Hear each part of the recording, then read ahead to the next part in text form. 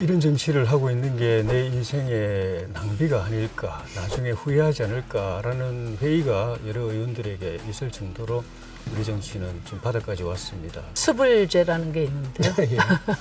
스스로 불러온 재앙이라고 그런 뜻인데 우리 정치가 바로 그런 모습인 것 같아요. 황무지가 돼 가고 있는 그런 상황입니다. 쉽지 않은 개혁이죠. 뭐 개혁이라는 게 쉬운 거라면 누구나 다 할 수 있을 테니까. 기본적으로 제가 얘기하는 소선거구 제도 자체가 나쁜 거다, 만악의 근원이다, 저는 이렇게 생각하진 않아요. 어떤 제도를 그렇게 얘기 안 했습니다. 그 제도. 네, 요즘 MZ 세대가 쓰는 말 중에 수불제라는 게 있는데요. 스스로 불러온 재앙이라고 그런 뜻인데 우리 정치가 바로 그런 모습인 것 같아요. 그러니까 서로 간에 격렬할 뿐 어떤 생산적인 결과를 만들어내지 못하면서 황무지가 돼 가고 있는 그런 상황입니다. 이게 이제 36년간 양당 체제 이 시스템이 스스로 불러온 재앙이 아닌가 이렇게 생각을 하고요. 한 표만 더 받으면 당선되는 이런 제도니까 이 제도가 저는 그 양당 체제의 철옹성을 뒷받침했다고 생각하거든요. 그러니까 양당이 그 철옹성을 바탕으로 제3의 도전을 차단하고 그 철옹성 안에서 서로 상대보다 더 못하지만 않으면 모든 걸 갖는 그런 이제 경쟁을 해왔다고 생각해요. 그게 이제 극단화된 게 지금 내로남불 정치다.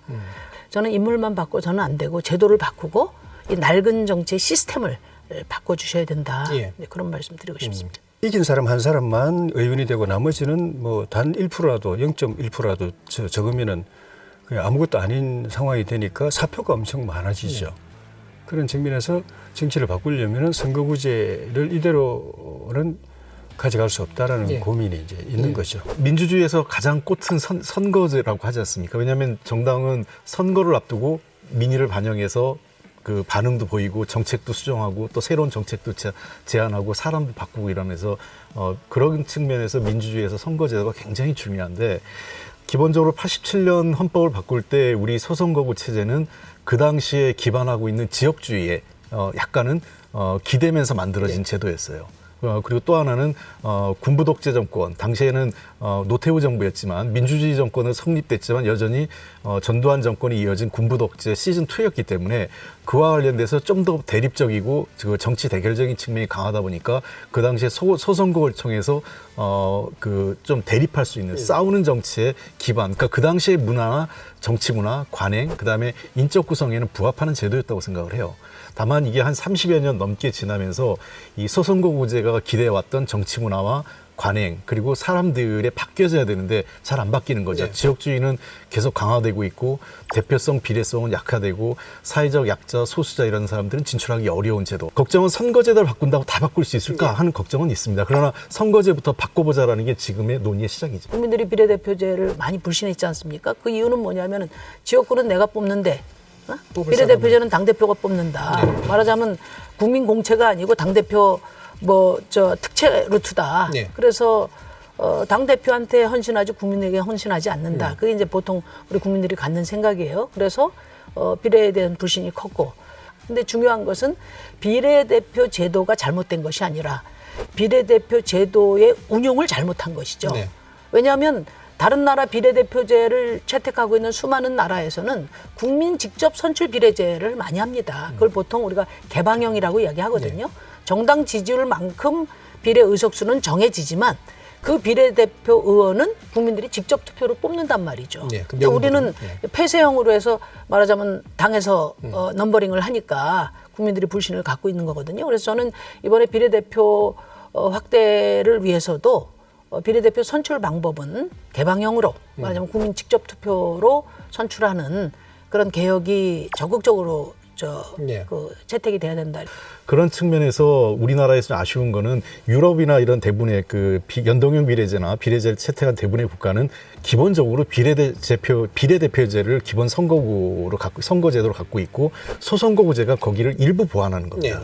근데 우리 같은 형태는 소선거구제를 기반으로 비례대표제를 아주 부족한 수준에서 보완하다 보니까 지금 현재 아까 심상정 의원님 말씀하신 것처럼 15% 이거 전 세계 OECD 국가 중에서 그 비례대표제를 갖고 있는 나라 중에 가장 비중이 낮습니다. 우리가 가까운 일본조차도 470명 중에서 한 160명 넘게가 비례대표제거든요. 그래서 한 3대 1의 비율이죠. 그러니까 우리가 최소한 비례대표제를 지금 300명 기준으로 한다면 최소 75명 내지는 100명 이상은 돼야만 어느 정도는 비례대표 취지에 걸맞는 연동성을 갖게 하거나 소선거구제로 인해서 사표가 된 부분에 대한 비례성을 반영할 수 있는 그런 제도를 반영할 수 있겠죠. 이 제도에 대해서 좀 전에 말씀하신 것처럼 원래 비례제의 기본 취지는 사표를 없애고 표의 등가성을 실현하기 위한 것이고 그 과정에서 뭐 어떻든 간에 뭐 직능 대표다, 뭐 전국구다 뭐 이렇게 해서 약간 일반 국민들에게 잘못 인식이 됐다라고 말씀을 하셨는데 어쨌든 현실은 그렇게 인식되어 있거든요.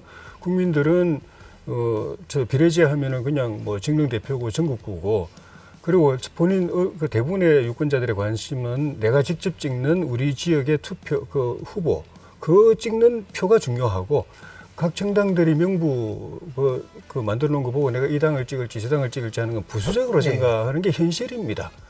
그러니까 그 지역구 후보에게 찍는 거는 직접 투표라고 생각하고 정당에 투표해가지고 비례를 그 배분하는 거는 간접 투표라고 생각하고 부수적인 거라고 생각하는 거예요.